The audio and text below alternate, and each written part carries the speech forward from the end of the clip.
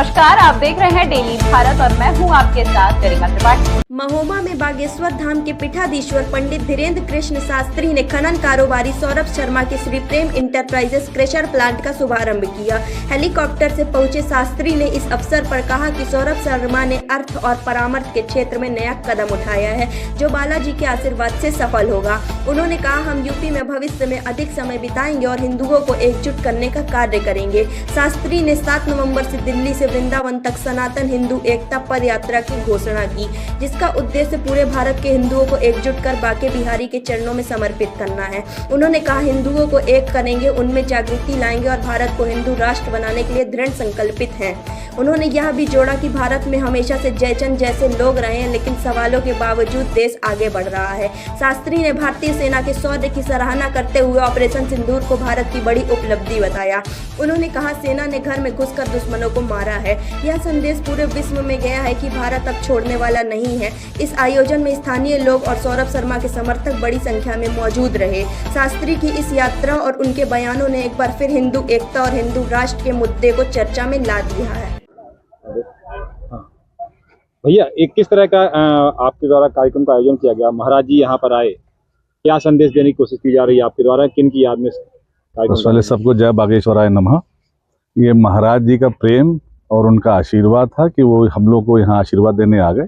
एक छोटा सा प्रयास था जिससे कि हम जो है यहाँ के लोगों को रोजगार दे पाएँ। उनसे मैंने ये वाली बात करी।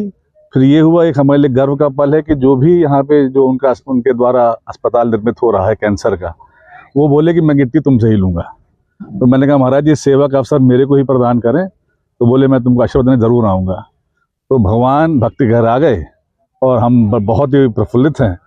और इसमें जितने भी मेरे यहाँ पे साथी हैं, सबका योगदान बहुत बहुत रहा है। हमको बड़ा ही कम समय मिला और हम जितना कर पाए, और वो भगवान जी हम लोग को आशीर्वाद देते हुए चले गए। जी भैया, जिस तरह से देखा गया यहाँ पर कि आपके पिताजी ने क्रेशर प्लांट की शुरुआत यहाँ पे पत्थर मंडी कवरई में की थी जी। आज ये जो हम देख पा रहे हैं, एक अत्याधुनिक क्रेशर प्लांट लगा हुआ है हमारे पीछे जी। तो क्या लगता है, किस तरह का इसमें और नई टेक्नोलॉजी को शामिल किया गया? ये जो टेक्नोलॉजी है, इससे लोगों जो हमारे मिस्त्री हैं उनकी इस गर्मी में जो काम करते हैं वो सुगम हो जाएगा।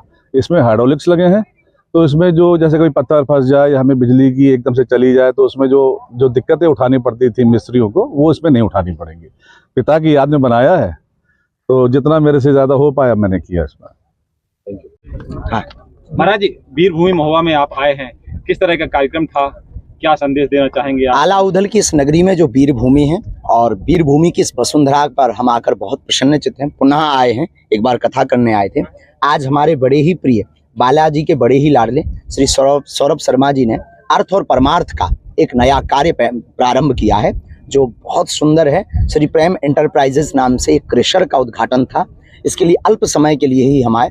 आने वाले कालांतर में यूपी में हम बहुत रहने वाले हैं। 7 नवंबर से लगातार पदयात्रा दिल्ली से वृंदावन तक करने वाले हैं, जो यूपी का बहुत क्षेत्र पड़ेगा, और संपूर्ण भारत के हिंदुओं को एकजुट करके, एकत्रित करके श्री धाम बांके बिहारी के श्री चरणों में ध्वज को चढ़ाएंगे।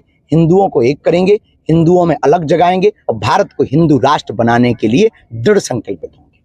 महाराज जी, ऑपरेशन सिंदूर के सफल ऑपरेशन के बाद, जैसे कि जगत गुरु ने आशीर्वाद दिया था, आपने आशीर्वाद दिया था देश की सेना को, उसके बाद अपार सफलता मिलने, मगर तमाम राजनीतिक दल हैं सवाल उठा रहे हैं, किस नजर से देखते हैं देश में? देखिए, जयचंद हमेशा से इस भारत में रहे हैं और सवाल चलते ही रहते हैं, इसकी कोई थाह नहीं है। और हम इतना कहेंगे, हमारी सेना के शौर्य बल ने, सैन्य शक्ति के शस्त्र बल ने घर में घुस करके मारा है।